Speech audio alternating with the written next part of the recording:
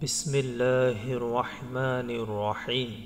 হযরত মুহাম্মদ সাল্লাল্লাহু আলাইহি ওয়াসাল্লাম কোরআন মাজিদের ব্যাপারে যে হাদিসগুলো বর্ণনা করেছেন আমরা তা জানব।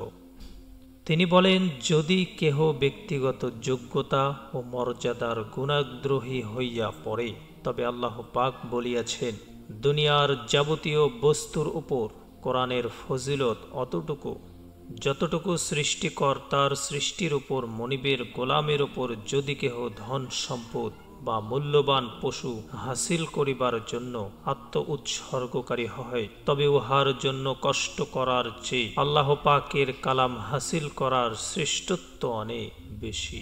যদি কোনো সুফি ব্যক্তি পবিত্রতা লাভ ও পরহেজগারের আগ্রহী হন, তবে নবী পাক সাল্লাল্লাহু আলাইহি ওয়াসাল্লাম বলেন, কোরআন মাজিদে সুদক্ষ ব্যক্তি ফেরেশতাদের সমতুল্য, যাহার পরহেজগারী কল্পনাও করা যায় না। যদি কেহ দ্বিগুণ পুণ্য লাভের গর্ববোধ করেন, অথবা তাহার একটি অভিমত দুইটি অভিমতের সমতুল্য বলিয়া গণ্য হয়, তবে মনে রাখিবেন, যেই ব্যক্তি কোরআন শরীফ ঠেকিয়া ঠেকিয়া পড়ে, তাহার জন্য দ্বিগুণ সওয়াব রহিত। যদি কোনো হিংসুকের হিংসা করাই অভ্যাসে পরিণত হয়, তবে হাফেজে কোরআনের মর্যাদার উপর হিংসা করিতে পারে। যদি কেহ ফলের জন্য বড় লালায়িত হয়, তবে কোরআনে পাক সুমিষ্ট কমলা লেবুর সমতুল্য। যদি কেহ মিষ্টির বড় আশুক হয়, তবে কোরআনে পাক খেজুরের চেয়েও অধিক মিষ্টি। যদি কেহ এমন সাহায্যকারী বন্ধুর প্রত্যাশী হয়, সে যে কোনো বিপদের সময় বন্ধুর জন্য প্রাণ দিতে প্রস্তুত হবে, তবে কালামে পাক আল্লাহ রব্বুল আলামিনের দরবারে তাহার সপক্ষে বিতর্ক করিতে প্রস্তুত। যদি কোনো সূক্ষ্মদর্শী যাবতীয় তত্ত্বভেদের অন্বেষায় লিপ্ত হব, তবে কোরআনে পাক যাবতীয় তত্ত্ব রহস্যের ভাণ্ডার স্বরূপ। যদি কেহ 7 তলা ভবনে থাকার আকাঙ্ক্ষা করে, তবে কোরআনে পাক তাহাকে 7,000 তলার উপর পাঠাইয়া দিবে। যদি কেহ বিনা পরিশ্রমে অধিক লাভজনক ব্যবসা করিতে চায়, তবে কোরআনের একটি অক্ষর তাকে 10টি নেকি দান করিবে।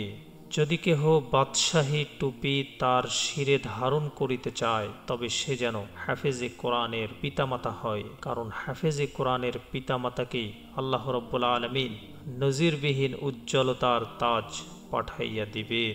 যদি কোনো সুদক্ষ জাদুকর হাতে অগ্নিশী রাখিতে পারে, অথবা জ্বলন্ত দেয়াশলাই মুখে পড়িতে পারে, তবে কোরআনে পাক জাহান্নামের ভীষণ আগুনকেও রুখিতে পারে। যদি কেহ নিজের বুদ্ধিমত্তার জজ ব্যারিস্টারের দরবারে সুপারিশ করিয়া মারাত্মক অপরাধী ব্যক্তিকে শাস্তি হইতে খালাস করিতে পারে, তবে হাফেজে কোরআন তাহার বন্ধুবর্গ হইতে জাহান্নামের হুকুম প্রাপ্ত 10 ব্যক্তিকে অনায়াসে মুক্তি দিতে পারে। যদি কেহ সুগন্ধি ফুল অথবা ফুলবাগানের বড়ই আশুক হয়, তবে কোরআনে পাক ঋতুমতো সুগন্ধের ভাণ্ডার।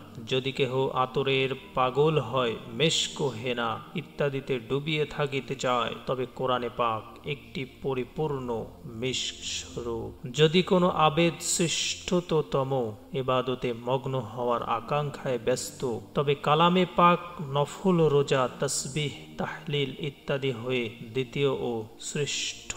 যদি কেহ স্বাস্থ্য রক্ষার জন্য যত্নবান, প্রতিদিন ব্যায়াম করা, ভোরে গোসল করা, ভ্রমণ করা, তবে কালামে পাক অন্তরের যাবতীয় রোগ দূর করে সূরা ফাতিহা যাবতীয় রোগ মুক্তির উপায়।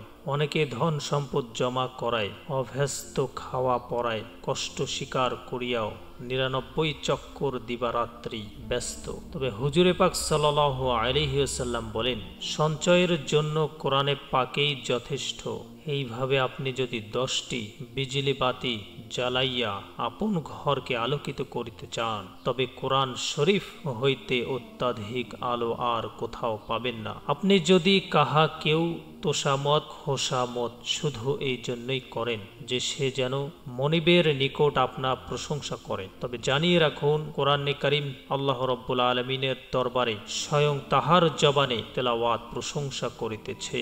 আপনি যদি এই চিন্তায় ব্যস্ত হন যে মাহবুবের নিকট সবচেয়ে প্রিয় বস্তু কি, তাহার জন্য প্রয়োজন বোধে পাহাড় হইতেও দুধের ঝর্ণা বানাইতেও আপনি প্রস্তুত। তবে মনে রাখিবেন, কোরআনের চেয়ে প্রিয় বস্তু আল্লাহর নিকট কিছুই নেই। আপনি যদি রাজ দরবারে সভ্য হওয়ার জন্য লালায়িত হন এবং উহার জন্য যে কোনো কৌশল অবলম্বন করিতে ইতস্থ না করেন, তবে কালামুল্লাহর বরকতে আপনি ওই রাজাধিরাজ আল্লাহর দরবারে স্থান পাইতে পারেন, যাহার সম্মুখে যে কোনো প্রকার বাদশাহীর কোনো মূল্য নেই। আপনি যদি আপনার দিকে মনিবর দৃষ্টি আকর্ষণ করতে চান, তবে কোরআন তেলাওয়াত করতে থাকুন। আপনি যদি সম্পূর্ণ অলস হয়ে যান, বিনা পরিশ্রম ও ইজ্জত লাভ করিতে চান, তবে কোনো মক্তবে গিয়ে চুপচাপ বসিয়া ছেলে মেয়েদের কোরআন পাঠ শুনুন। আপনি যদি সীমাহীন পাপ করিয়া থাকেন এবং মৃত্যুকেও বিশ্বাস করেন, তবে তেলাওয়াতে কখনো অলসতা করিবেন না, কারণ তাহার মতো সুপারিশকারী আর কাহাকেও পাইবেন না। আবার এমন সুপারিশ যাহার কবুলের ব্যাপারে সন্দেহের কোনো অবকাশ নেই। আপনি যদি এমন পথ প্রদর্শকের প্রত্যাশা করেন যে আপনাকে মাহবুবের ঘরে পৌঁছে দেবে, তবে সর্বদা তেলাওয়াতে লিপ্ত থাকুন। আপনি যদি কলঙ্কের ওপর শুইয়া থাকিতে ভালোবাসেন এবং পর্বত আরোহণে ভালোবাসেন, তবে কোরআন মিশকের পাহাড়ে এমন সময় আপনাকে পৌঁছাইয়া দিবে যখন সবাই শুধু ইয়া নফসি বলিতে থাকিবে।